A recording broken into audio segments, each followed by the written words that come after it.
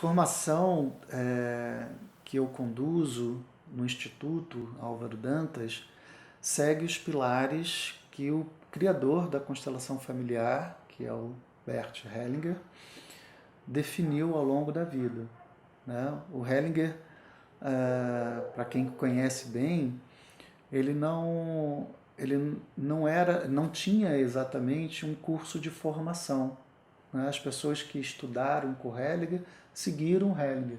Ele não tinha uma escola de formação originalmente. No movimento que ele fez durante muitos anos trabalhando com a constelação, foi se estabelecendo, inclusive textualmente na literatura, nos livros dele, algumas clarezas do que a gente pode chamar de pilares ou fundamentos da constelação.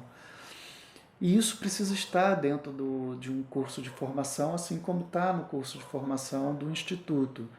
Então, durante esse período, essa jornada de formação, a gente passa pelo menos 5 módulos olhando para esses fundamentos, que são as ordens do amor e as consequentes desordens do amor, que são as leis sistêmicas, né? As leis que ele percebeu agindo nas relações, mas são leis universais, o pertencimento, a lei do equilíbrio e a lei da ordem de chegada ou hierarquia.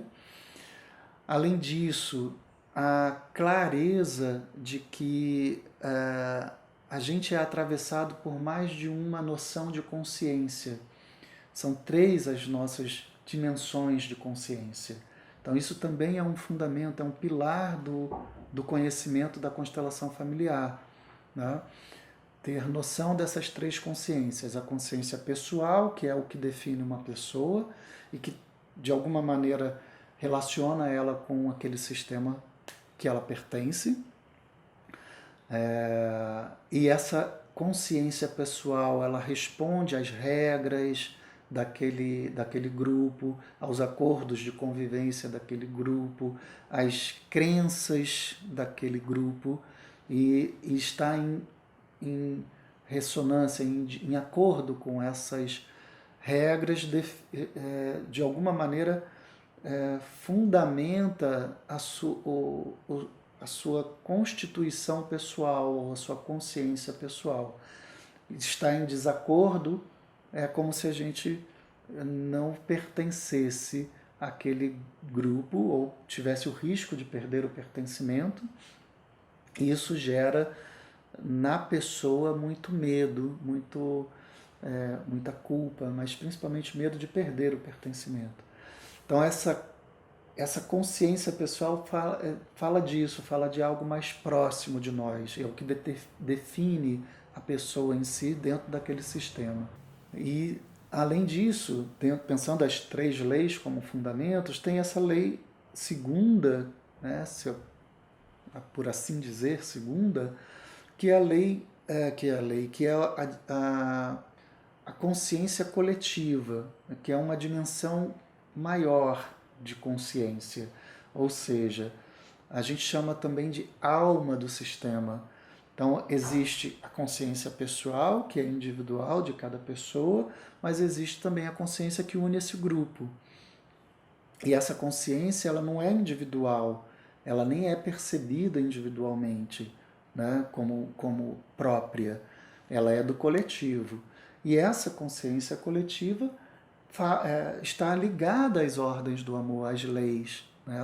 Ela busca manter a relação com as ordens e, ao mesmo tempo, manter aquele sistema unido, né? Então, essa é a alma coletiva, que também atravessa as nossas sensações, percepções, apesar da gente não ter isso como uma consciência pessoal. E, finalmente, a consciência espiritual, que é a ideia do todo em si, que não está ligada a uma moral, a uma ética, a uma lei, mas, ao mesmo tempo, gera tudo isso. E nos afeta. Então, esse também, o conhecimento das 3 consciências faz parte da formação, do fundamento de formação de um constelador. Além disso, tem também como pilar importantíssimo o que a gente chama de ordens da ajuda, que não são leis, mas são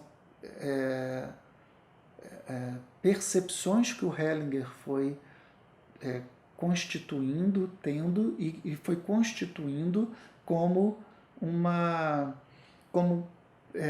pilares de como estar na relação com o cliente, como ajudar alguém.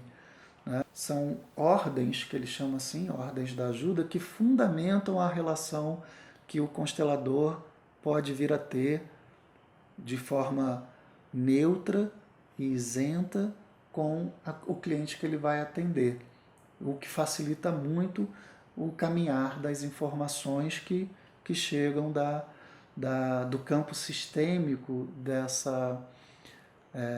desse cliente, do sistema familiar desse cliente.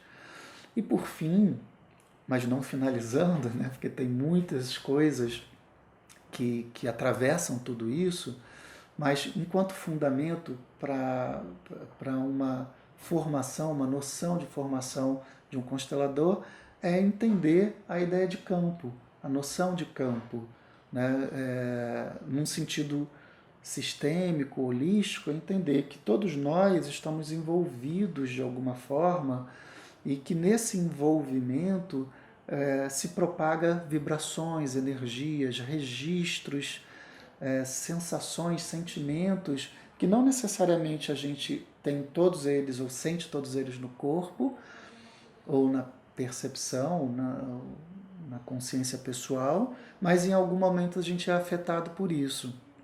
Né?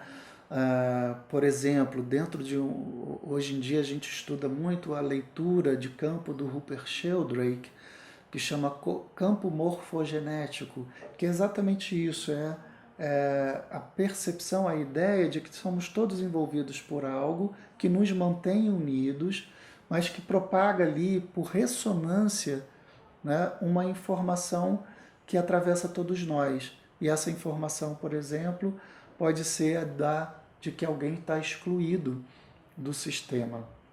E aí, um de nós, dentro daquele sistema, busca resolver aquela situação para botar em ordem de novo e tenta reincluir. Essa é um dos fundamentos também importantes que se estuda na formação, a noção de campo.